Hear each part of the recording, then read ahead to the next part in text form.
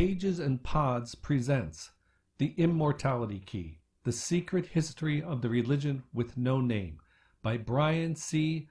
Muraresku, published 2020 by St. Martin's Publishing Group, a New York Times bestseller. Muraresku graduated Phi Beta Kappa from Brown University with a degree in Latin, Greek, and Sanskrit. He is well versed in many other languages as well. He also obtained a law degree through Georgetown University. He based his book on what he refers to as the pagan continuity hypothesis with a psychedelic twist. He presents two fundamental questions.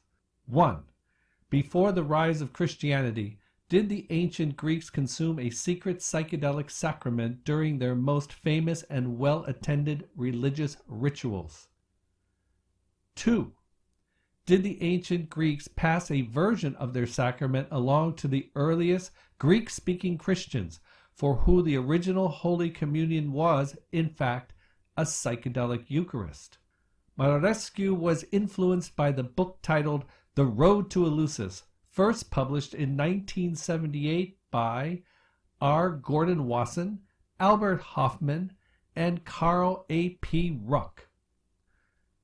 Eleusis was the center for worship of Demeter, the Greek goddess of agriculture, and her daughter Persephone, goddess of death, life, grain, and destruction. An annual festival known as the Eleusinian Mysteries was held in honor of Persephone and Demeter. Attendance was a once-in-a-lifetime experience. In addition, it is thought that a sacred fermented brew called kykeon produced a psychedelic experience. Muraresku's research spanned 12 years. He traveled around the Mediterranean following evidence of psychedelic rituals performed by the ancient Greeks. To make his point, he draws parallels between the worship of the Greek god of wine Dionysus and Jesus of Nazareth. He suggests that sacramental wines were infused with psychedelic compounds.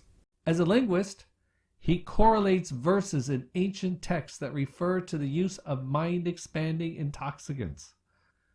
Learn more about this book by listening to in-depth interviews of Muraresku by many famous podcasters. Here are some excerpts from the best of the interviews.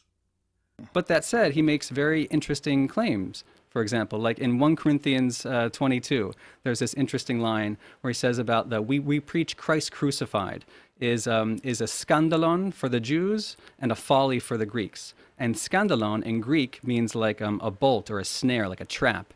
And allegro ties it to like a tikla in Aramaic, which is like what he calls the bolt mushroom. And in Sumerian, ukushtigila. And so he's saying that Paul's actually telling the Jews that, you know, the Christ crucified is a mushroom instead of a skandalon. It's like a code word. Like the skandalon is a mushroom, and then for the Greeks, he says it's a folly, which is moira in Greek, which actually means mandrake, which is another psychedelic plant. You make the case in the book that the very essence of Greek civilization, from which so much of our civilization is derived, was rooted in these hallucinogenic mysteries, essentially, or at least in the Eleusinian mysteries. And so please elaborate on the mysteries and their significance.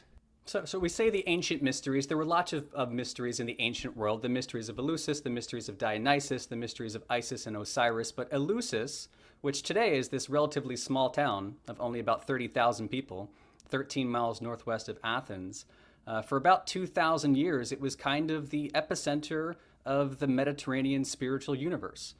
We know this potion was there. We don't know the exact sequence of events, when it was drunk, how it was drunk, but we do know that as many as 3,000 people at one time could cram their way into this temple on site there that was dedicated to Demeter, the goddess of the grain, hence a beer potion, and her daughter Persephone, who's famously abducted into the underworld by the king of death, Hades, and then is resurrected. So there's some intensely ritual element. There's something really meaningful happening here in this death and rebirth experience. It wasn't just about witnessing the death and rebirth of Persephone herself. From the testimony that survived, the initiates themselves went through some kind of Click the like button if you enjoyed this review and subscribe to follow me on future book reviews.